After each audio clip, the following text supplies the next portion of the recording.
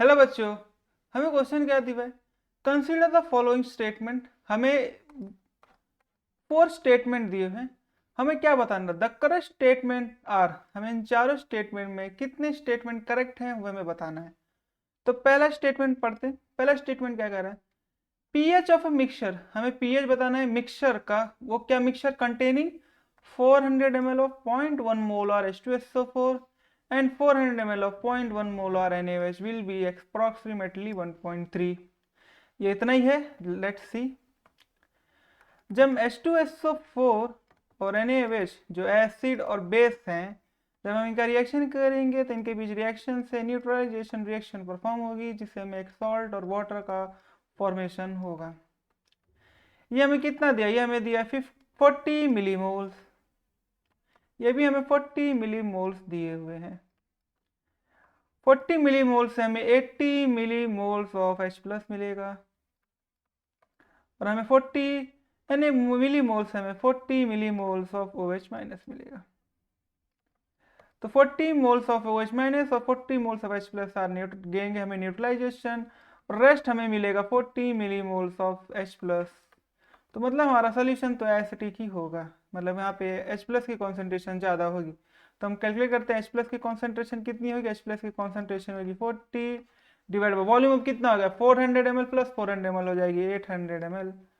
जब इसे कैलकुलेट करते हैं तो कॉन्सेंट्रेशन आ जाएगी H प्लस की 1/20। तो log of H plus, negative log of H plus आ जाएगा लॉग ऑफ 1/20। जब हम इसे कैलकुलेट करेंगे तो ये पीएच बराबर हो जाएगा 1.3। तो हमारा स्टेटमेंट 1 तो करेक्ट है। स्टेटमेंट 2 को देखते हैं। Ionic product of water is temperature dependent. जो हमारा टेम्परेचर डिपेंडेंट इक्वेशन होता है वो ये होता है KW1/KW2 delta H 2/3.3 2/3 1/T1 minus 1/T2।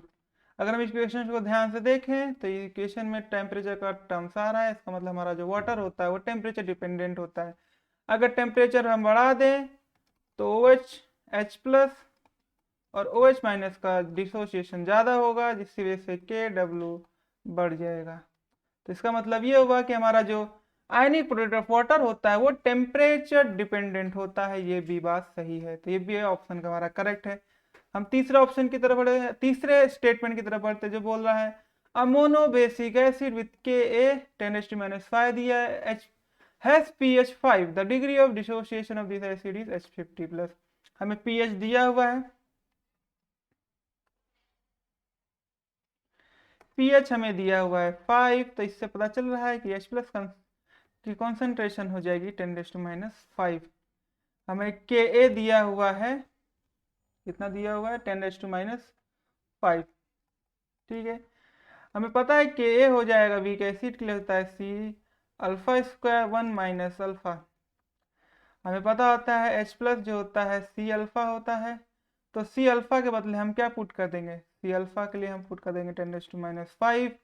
तो Ka हो जाएगा 1 10⁻⁵, C अल्फा के बदले हम पुट करेंगे 10⁻⁵ into alpha 1 minus alpha 10⁻⁵ 10⁻⁵ cancel कर हो जाएगा 1 minus alpha is equal to alpha, तो ये हो जाएगा 2 अल्फा इक्वल टू 1। तो अल्फा हो जाएगा 1/2, तो अल्फा आएगा 0.5। अगर मल्टीप्लाई कर दो 100 से तो ये हमें मिल जाएगा 50%।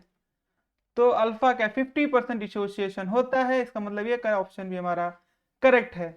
The Le Chatelier's principle is not applicable to common ion effect. ये स्टेटमेंट रॉन्ग है, इनकरेक्ट है। क्यों? क्योंकि ली चार्टेलियस प्रिंसिपल तो डिपेंड करता है, इवन एप्लीकेबल होता है कॉमन आयन इफेक्ट के लिए। तो हमारा option number 1, statement 1, statement 2, statement 3, तीनों स्टेटमेंट करेक्ट है। ये ऑप्शन हमें किस में देखने मिल रहा है, ये ऑप्शन देखने में हमें मिल रहा है डी में। डी में क्या 1, 2 एंड 3 आर करेक्ट, हमारा ऑप्शन डी इज करेक्ट। तो I hope you understood very well. Thank you and best of luck.